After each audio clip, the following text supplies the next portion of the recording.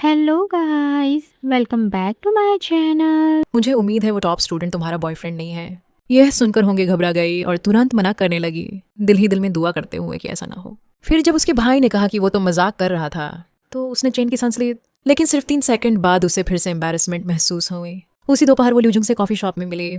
पिछली रात की वजह से वो अभी भी ऑकवर्ड फील कर रही थी, लेकिन ल्यूजुंग ने प्यार से कहा कि वो उस वक्त बहुत क्यूट लग रही थी। फिर दोनों ने अपनी पुरानी मिसअंडरस्टैंडिंग्स के बारे में खुलकर बात की और प्रॉमिस किया कि अब ऐसी गलतफहमियां दोबारा नहीं होने देंगे। और बस उनका रिश्ता फिर से नॉर्मल। स्ट्रीट लैंप के नीचे खड़े अलविदा कह रहे थे। घर पर कर्ज बहुत ज्यादा था, इसलिए होंगशुअर ने प्रेशर कम करने के लिए वापस घर शिफ्ट होने का डिसाइड किया था। लेकिन इतने सालों तक यहाँ रहने के बाद उस जगह को छोड़ना उसके लिए बहुत मुश्किल था।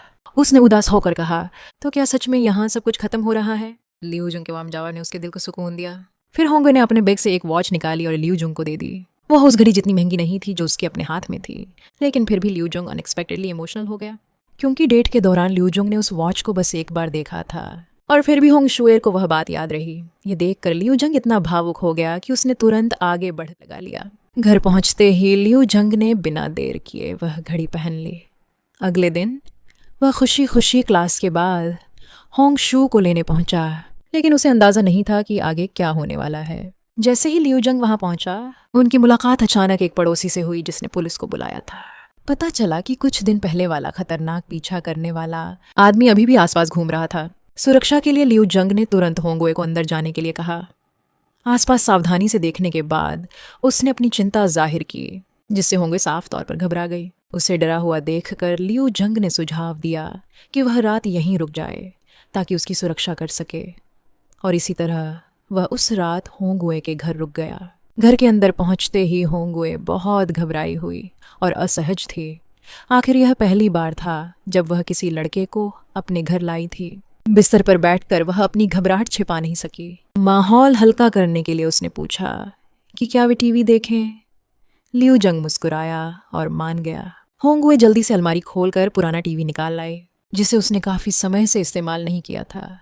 उसे संघर्ष करते देख ल्यूजुंग उसकी मदद करने उठ गया। धीरे धीरे माहौल सहज होने लगा। तभी ल्यूजुंग उसके थोड़ा करीब झुकने लगा। ये देखकर होंगुए घबरा गई और तुरंत अपने मुंह पर हाथ रख लिया। लेकिन ल्यूजुंग बिल्कुल भी असहज नहीं हुआ। उल्टा वह हल्की शरारती मुस्कान के साथ और करीब आ गया। घबरा कर होंगुए ने तुरंत कहा कि अब उन्हें सो जाना चाहिए, लेकिन ल्यूजुंग ने जानबूझकर उसकी बात का दूसरा मतलब निकाल लिया, जिससे होंगुए को फिर से अपनी बात साफ करनी पड़ी। उसकी घबराहट देखकर ल्यूजुंग हल्के से हंस पड़ा, क्योंकि अभी रात ज्यादा नहीं हुई थी। ल्यूजुंग की नज़र शेल्फ पर रखे एक फोटो एल्बम पर पड़ी। फिर दोनों होंगशुएर के बचपन की तस्वीरें देखने लगे। धीरे धीरे होंगुए सहज हो गई और अपने परिवार के बारे में खुलकर बात करने लगी। उसने बताया कि उसके छोटे भाई को हमेशा ज्यादा प्यार और ध्यान मिला, इसलिए उसने खुद को साबित करने के लिए बहुत मेहनत से पढ़ाई की। लेकिन समय के साथ उसे समझ आया कि चाहे वह कितनी भी मेहनत कर ले, वह कभी अपने भाई की बराबरी नहीं कर पाएगी। यही दबाव उसकी आदत बन गया। उसने खुद को कभी आराम करने की इजाज़त ही नहीं दी। ल्यूजुंग चुपचाप उसकी बातें सुनता रहा। तभी होंगुए को एहसास हुआ कि वे दोनों जितना सोचती थीं उससे कहीं ज़्यादा एक जैसे हैं। ल्यूजुंग ने बताया कि उसके पिता भी बहुत सख्त थे और हमेशा उससे नामुमकिन उम्मीदें रखते थे। यही वजह थी कि उसने भी कभी खुद को खुलकर जीने की इजाज़त नहीं दी। फिर उसने मुड़कर होंगुए की आंखों में देखा। ल्यूजुंग की ईमानदारी से होंगुए का दिल छू गया और उस रात चुपचाप उनका रिश्ता और गहरा हो गया। कुछ दिनों बाद होंगुए का भाई और उसके दोस्त उसका सामान शिफ्ट कराने आए।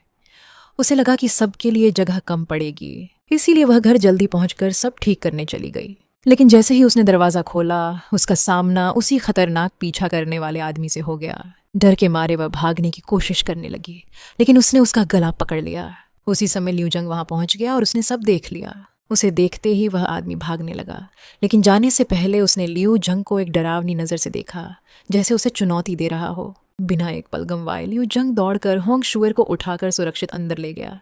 फिर तुरंत पहुंची पुलिस के साथ उस आदमी के पीछे भागा। उन्होंने हर जगह खोजा, लेकिन वह आदमी कहीं नहीं मिला।